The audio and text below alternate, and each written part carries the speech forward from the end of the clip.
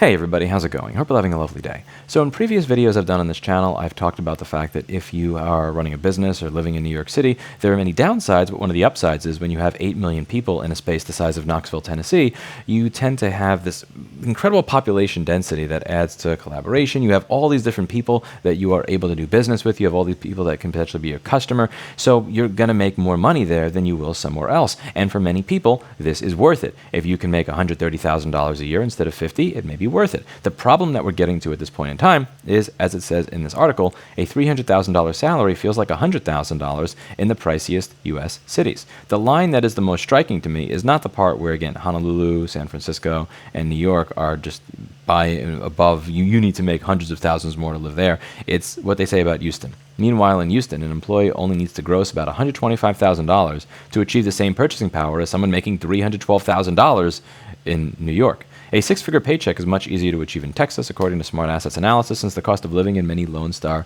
cities is lower than the national average. So one of the arguments that I used to have is when people would say, why do you live there? Is, well, I have a lot of walk-in business. And if I can get an additional $60,000 a month in walk-in business, which may translate to an additional $6,000 or $7,000 in profit, that may be worth it to me. The problem that you're having right now is, again, if you need to make an additional $200,000 to make it worth it to live there, that may not be worth it anymore. You know, when you take a look at this article over here that was released around the same time, they're talking about median rents, and as you can see this little graph here from March of 2021 to now, and it's absolutely a meme. The median monthly rent is a record high of $4,175 in New York City, and above all, you have the fact that for a one-bedroom apartment, not a three-bedroom penthouse overlooking Central Park, a one-bedroom apartment, $4,150. This article says in quotes that 500,000 people have left the city over the past several years. So you have, demand. And then you have supply of apartments. The vacancy rate is up. So supply is up. Demand is down. Price is up. Thomas Sowell has to rewrite basic economics for New York City real estate. I swear to Christ. Like, we look at this. This is just absolutely ridiculous. But see, when you're at a point where a one-bedroom apartment, not even a great one-bedroom apartment, I'm just talking like a one-bedroom or a studio, like New York-style studio, is going to cost you $4,150, $4,175. Is it really worth it at that point? Is it really worth it to spend so much more money for, and to work 80 or 120 hours a week for nothing? My favorite part of this article, one of my favorite parts, is where they talk about the discounts they're giving, the incentive structures to get people to move in.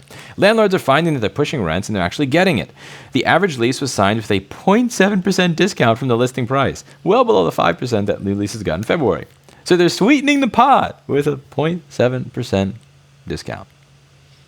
Yeah, I'm sure that's going to get a lot of people just running to New York City to get that discount before it goes away. And I wanted to just ask if you notice any pattern here. Where six-figure salaries go furthest?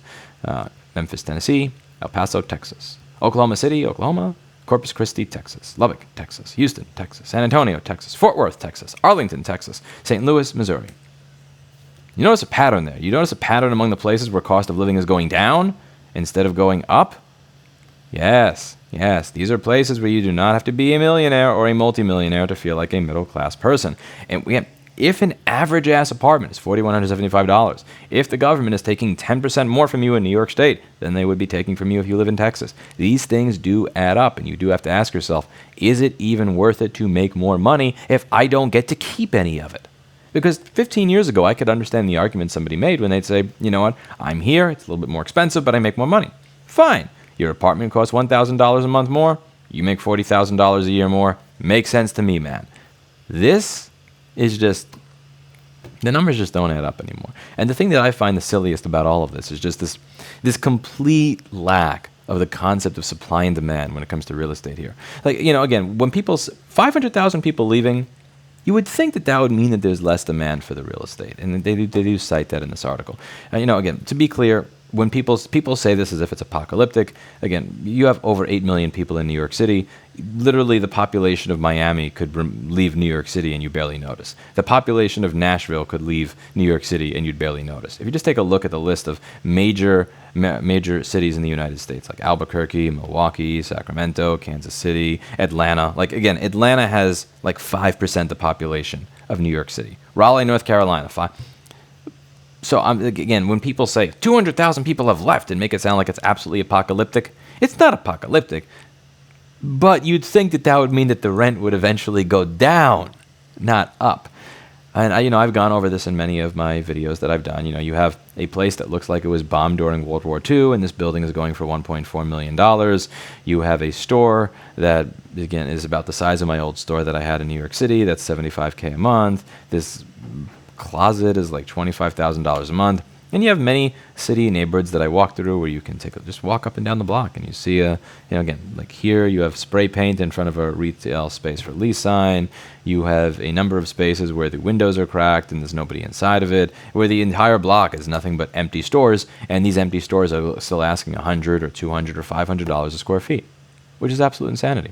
The part of this that's the most blackpilling is I know that there are people that were thinking, like, if I can get this new job, if I get this promotion, if I just make a little bit more money, it will be worth it. Imagine being at the point where you make $300,000 a year and you feel lower middle class. Depending on where you live in the United States, you can make over $300,000 a year and not be rich. Like when I was younger, when I first started this business, if I were making $300K a year, I would feel absolutely rich. So the idea that you can live in these areas and be like, yeah, I'm doing all right at $300K is just absolute meme world.